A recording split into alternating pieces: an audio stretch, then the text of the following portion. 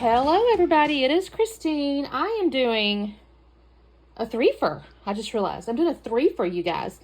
So I have 3 hops here. So the first hop is the 52 photos week, or 52 weeks of 52 photos. I'm kind of breaking the rules because I'm using more than one photo, and this is the second time I've done it. I don't think you get kicked out of hops though, so it's okay. And the reason I'm doing it is because I'll show you the sketch in just a second. But anyways, I got the little, these are so cute, you guys. These are our little goats. This is our little baby goats, and they're so cute. So I'm going to document the baby goats because I was feeding them this week. Normally the kids feed them. I'm talking about my daughter and my son-in-law. But sometimes when they leave before light comes, sometimes I end up having to go out and feed them. I shouldn't say it like that. They're cute. I mean, I play with them other than, I'll tell you right now, though, this little booger here, she's a stinker. Her name's Janet. It's her. And she will butt you with her little horns. So that's 52 weeks is one hop. The other one is the Mix It Up Monday. So here's the sketch. It's by Miss Mel Walden.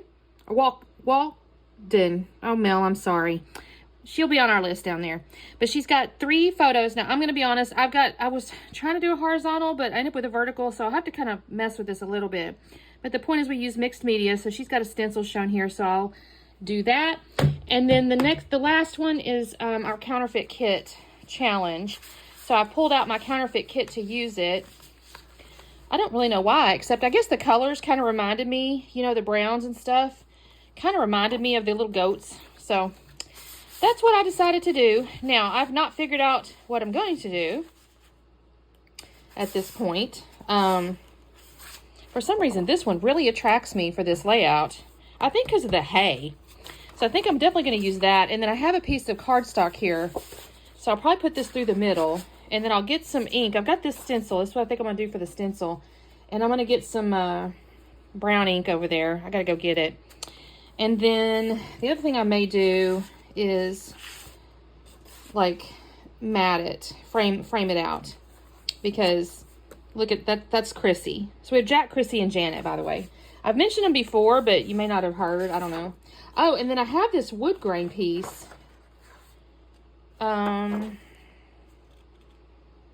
I'm not sure though, because this is going to run the wrong way, so maybe no. So I think I'm going to go with these for sure. Mel has kind of technically one other piece. Let's see. Oh, this could be pretty. Let me see. Is that too much? Is that a little too much? Too much? Maybe? Let me see.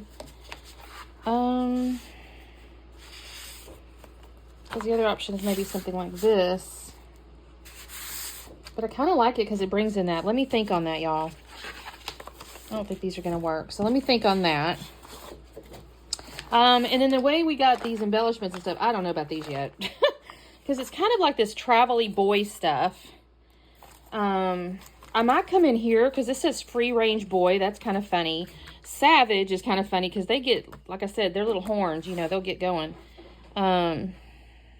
So I don't know. I'll see about this. Maybe dude. I don't know. We'll see. I got to do that. I also have a few other little things here. So I'll get into that in a minute after I've done the base. So let me do my base.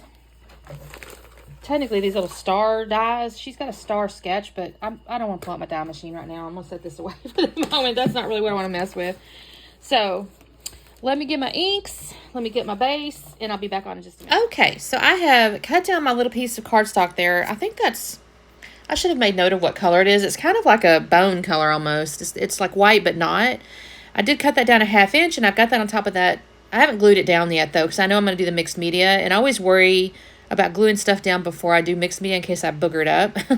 So the other thing I'm doing here is I'm just checking to see. So I kind of organized the photos, how she kind of sketched them, even though I have mine one vertical that would have been horizontal. But I know I need to make my little band across, and I don't want it to be, well, I actually make it too tall initially.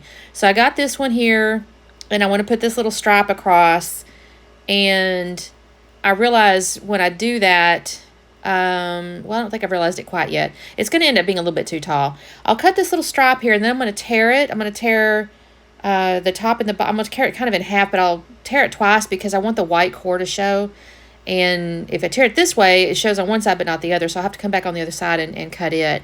I just like the white core, you guys. I know you can cut it, tear it the other way and not see the white core, but for whatever reason, to me, if I'm tearing it, I want to see that white core. If it's there. I have, obviously, there's other cardstocks and stuff that have the color all the way through, but for me, 9 times out of 10, I'm putting that white core. Now, I will tell you, on the back side of this paper is, I think this was an old, my mind's eye maybe. Well, it's kind of like embossed. It has like glitter and embossing. I don't know if I showed you when I was kind of going through the kit or the papers at the beginning there, but on the back side of it it's like orange circles or something. Well, they're embossed and all that. So I'm going to tell you, I've used my ATG there, and I'm going to kind of, get this. I've realized this is where I've realized it's too tall, and I'm going to put my little other piece down here. Well, as I'm doing all that, the top one kind of shifts around, and I'm realizing, oh shoot, these aren't wanting to stick because of that embossing stuff. Like, it's not really holding that ATG. So I realized I want to do something extra, and I'll do that in a minute, though. I'm not going to do it yet, but I'll tell you in a second. I shouldn't have jumped ahead. Here's where I'm going to go ahead and do the mixed media piece of it, which is the stencil work. And she kind of had done, she'd shown it kind of coming along there, and I have to adjust because I think I actually don't even show half of what I put down here, which is kind of sad.